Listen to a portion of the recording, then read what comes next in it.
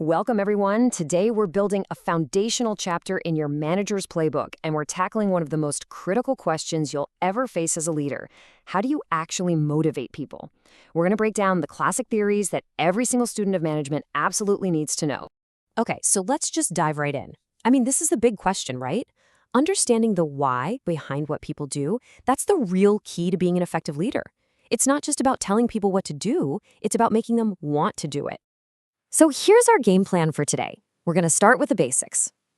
What even is motivation? Then we'll get into the foundational theories, what people need. After that, we'll look at how people think, and then how consequences shape their actions. And finally, we'll wrap it all up into a playbook you can actually use. All right, first things first. We need to be on the same page. Motivation is basically the force that gets us going, keeps us going, and determines where we're trying to go.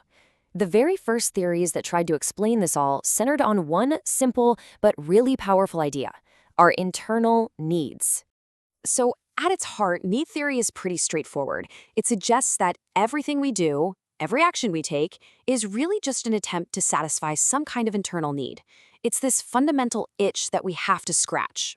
And this is probably the most important rule of the entire game. You have to remember this. As soon as a need is met, poof, it's gone. It has zero power to motivate someone anymore. So, your job as a manager isn't just knowing what your team needs, it's about knowing what needs are currently unmet. Okay, let's get into our foundational plays. We're going to look at three absolute giants in this field: Maslow, Herzberg, and McClelland. Their ideas are the cornerstones of how we understand motivation today. So the most famous need theory, and you've probably seen this before, comes from Abraham Maslow. He imagined our needs as a pyramid. Right at the bottom, you have the absolute basics for survival, our physiological needs. At work, this is simple. It's a paycheck, a fair wage, right? Because if your employee is worried about buying groceries, they are not going to be motivated by a Team Player of the Month certificate. Once those basic survival needs are met, we move up a level to safety needs. And this isn't just about being physically safe. It's about feeling secure. Things like job security, knowing your schedule, having health insurance. It's that feeling of stability, that the rug isn't going to be pulled out from under you. Now, once we feel safe and secure, what's next? We start looking for connection. Smack in the middle of the pyramid are our social needs, that deep-seated desire to belong, to be part of a tribe. This is where creating a great team culture and making people feel welcome really becomes a powerful tool for a manager. Okay, moving up, we get to esteem needs. This is all about our desire to feel competent, to be respected, and to be recognized for what we bring to the table. As a manager, you tap into this need with things like promotions, giving people more responsibility, or even just public praise for a job well done. It's about making people feel important and valued. And right at the very top of the pyramid, the peak, is self-actualization. This is that ultimate drive to become the best version of ourselves, to reach our full potential.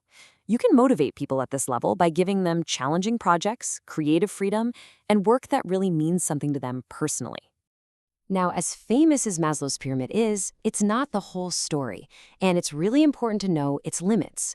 For one thing, people don't always climb this ladder step by step. Sometimes they skip levels.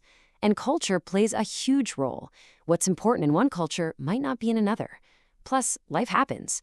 A person's needs can actually move down the hierarchy, say after a major life event.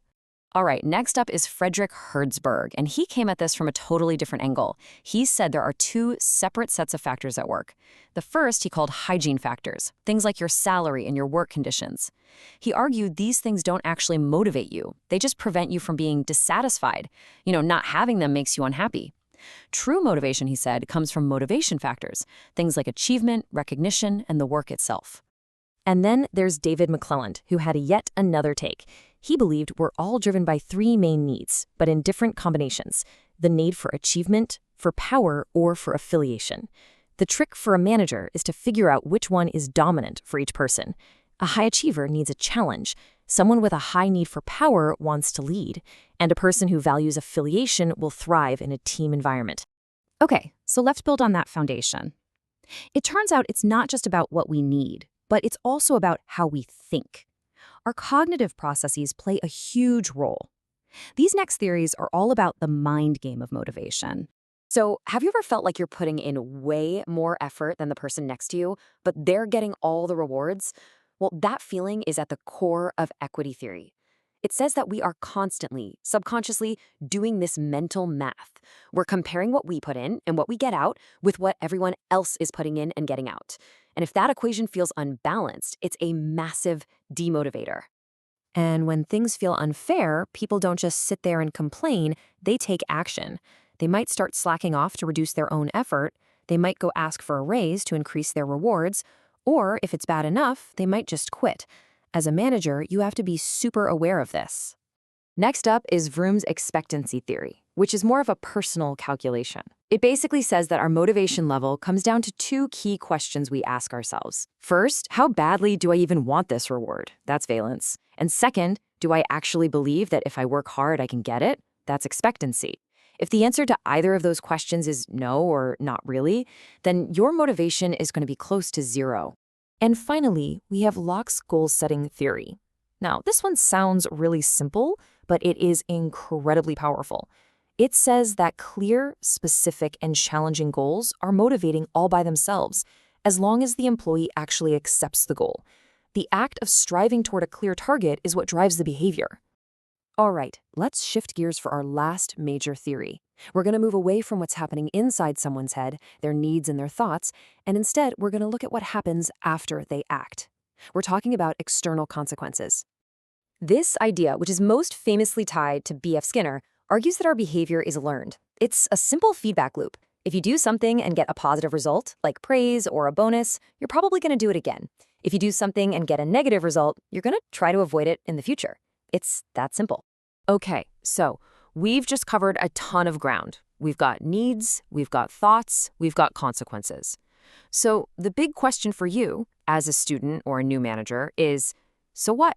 Which one of these is the right one? Which one should you actually use? And here's the real key takeaway for today.